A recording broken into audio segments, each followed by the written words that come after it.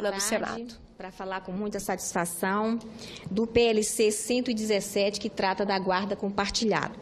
Sou relatora nesta casa deste projeto, que inclusive já foi aprovado na Câmara dos Deputados e tem como autor o deputado que tem feito um trabalho muito semelhante ao que o senador Paulo Paim faz aqui em defesa dos aposentados, que é Arnaldo Faria de Sá. Então, essa proposição, esse PLC 117, reformula o dispositivo do Código Civil relativos à guarda compartilhada dos filhos nos casos de separação dos casais, conferindo novas dimensões a esse instituto de guardas compartilhadas. O deputado, que é o autor, Arnaldo Faria de Sá, registra que, mesmo já incorporado ao direito brasileiro, a guarda compartilhada nem sempre se torna efetiva. Corrigir esta realidade é o objetivo maior desta proposta. Poucas situações causam mais sofrimento do que as decorrentes da separação litigiosa de casais com filhos. Constituem, na quase totalidade, fontes de uma sequência de desencontros dolorosos que representam tormento para os pais e pesadelo para os filhos. Tanto a legislação quanto a jurisprudência brasileira têm reagido com certa lentidão na busca de se amenizar esse sofrimento.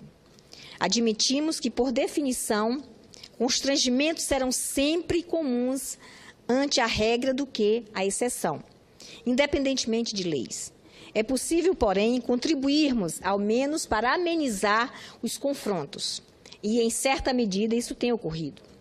Mas é preciso, efetivamente, haver preocupação do Estado em assegurar normas jurídicas e políticas públicas que evitem o afastamento entre os pais e seus filhos, permitindo construir estratégias adequadas às necessidades de cada momento histórico na vida dessa família. Tanto o Legislativo quanto o Judiciário têm caminhado neste sentido, embora com certa lentidão. Contamos hoje, por exemplo, com normas que visam combater a alienação parental. Problema doloroso, às vezes até compreensível, mas que precisa mesmo ser coibido, tornando-se objeto de atenção do nosso direito. Como dizíamos, caminhamos na direção correta, mas com certo grau de lentidão. Esta pode até ser compreensível, dada a sensibilidade existente nessa área.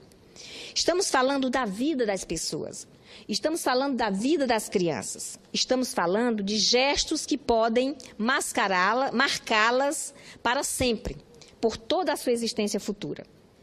Justamente por esta razão, é tão grande a responsabilidade que pesa sobre nós, legisladores, assim como sobre o Judiciário. Mas nós temos que enfrentar esta situação. Foi apenas em 2008 que se alterou a redação dos artigos 1583 e 1584 do Código Civil para instituir e regulamentar a guarda compartilhada.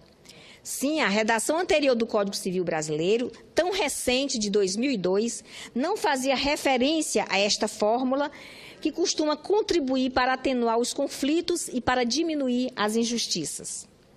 Não obstante, até 2008, seu artigo 1584 tratava somente da guarda unilateral, observando o critério de melhores condições para exercê-la. O novo ordenamento acrescenta a guarda compartilhada como opção para pais e mães não conviventes cuidarem dos filhos. Essa mudança na legislação brasileira se deve a diversos fatores, dentre eles as contundentes reivindicações naqueles que não detinham a guarda de suas crianças e as distintas investigações efetuadas a respeito dos desdobramentos do rompimento conjugal, tanto para pais quanto para filhos, o que inclui o exame das disposições de guarda. Senhor presidente, considero muito grande a responsabilidade pela relatoria do PLC 117 de 2013. Como diz o seu autor, o deputado Arnaldo Faria de Sá, Muito embora não haja o que se negar sobre avanço jurídico apresentado pela promulgação da Lei nº 11.698, de 2008, que institui a guarda compartilhada no Brasil, muitas pessoas, inclusive magistrados, parecem não ter compreendido a real intenção do legislador quando da elaboração de tal dispositivo.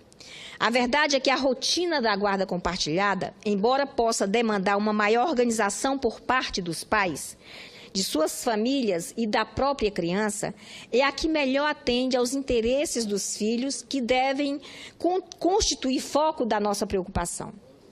Se não for possível uma vida em comum entre os pais, o que é compreensível, a verdade é que nem por isso a criança pode ser privada do convívio de ambos. Aos poucos, constatou-se que, efetivamente, a guarda compartilhada é a resposta mais eficaz à continuidade das relações da criança com seus pais na família dissociada. Essa observação não é minha, mas do acórdão do Tribunal de Justiça do Estado do Rio de Janeiro. Sabemos que a guarda compartilhada não é perfeita.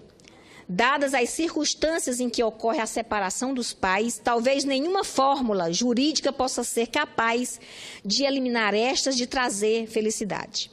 A guarda compartilhada vem representando, porém, uma medida facilitadora para o convívio familiar, assegurando vínculos mais estáveis da criança com ambos os pais, além de favorecer a igualdade de deveres e direitos dos genitores. Trata-se de uma nova âncora social para o exercício dos papéis parentais. Supera-se a ideia de um genitor principal, o guardião, e um secundário ou de final de semana. Compreende-se, portanto, que as dificuldades que possam surgir nos arranjos de guarda não devem ser interpretadas apenas como questões provenientes do âmbito doméstico. Não se trata, é evidente, de uma fórmula mágica, capaz de, por si só, superar todos os problemas decorrentes de uma separação.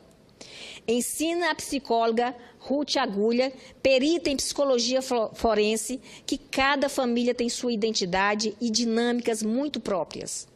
Por isso mesmo, dificuldades poderemos identificar um a um só, regime de contatos entre pais e filhos, que se ajuste às necessidades e idiosincrasias de todas as famílias. Esta definição precisa, necessariamente, levar em conta as características únicas de cada família, os seus valores, os seus mitos, os seus costumes, as suas regras e a sua conduta. A parte dessa cautela, as famílias também mudam, crescem e evoluem, o que exige fórmulas flexíveis e ajustadas a este processo de desenvolvimento. Desde que fui designada relatora do PLC 117, recebi um número muito grande de manifestações de pais e mães. Em quase todos os casos, são pais e mães agoniados, sofredores, machucados. Pedem não só a aprovação do projeto, mas a pressa em sua votação. Considero que existem razões para isso. A atual redação do Código Civil mostra o autor do projeto, hoje em exame no Senado, recomenda a guarda compartilhada sempre que possível. Isso leva à interpretação, ocasionalmente, até no judiciário, de que ela deve ser recomendada sempre que os pais se derem bem. Caso assim fosse, diz o deputado Arnaldo Faria de Sá, a lei seria desnecessária. A proposta em estudo, já aprovada pela Câmara dos Deputados, representará um grande passo no sentido de reduzir a aflição de pais e o sofrimento de seus filhos. Não será, repito, uma solução mágica, até por ser impossível chegar a essa solução. A manutenção do convívio de crianças com ambos os pais, no entanto, é ainda a principal forma de se enfrentar o problema. E é também a argumentação que deu suporte à grande maioria das decisões judiciais favoráveis à guarda compartilhada até o momento. Pesquisas mostram, porém, que essas decisões são certamente um número menor do que os julgados contrários. E é esse quadro que se precisa reverter. Não se trata apenas de uma decisão teórica. Tratamos aqui da vida das pessoas, da vida das crianças, da vida de uma família. Esperamos que o PLC 117 contribua para amenizar tantos dramas familiares e colabore para se garantir de forma saudável a convivência familiar de crianças e de adolescentes com seus pais, com ambos os pais. Queria deixar claro aqui. Então, senhor presidente, senador Paulo Paim, é com muita satisfação e alegria que anunciamos aqui nosso relatório do PLC 117, visando fazer alteração no Código Penal para a instituição da guarda compartilhada. Era isso que tinha a dizer, senhor presidente. Muito obrigada.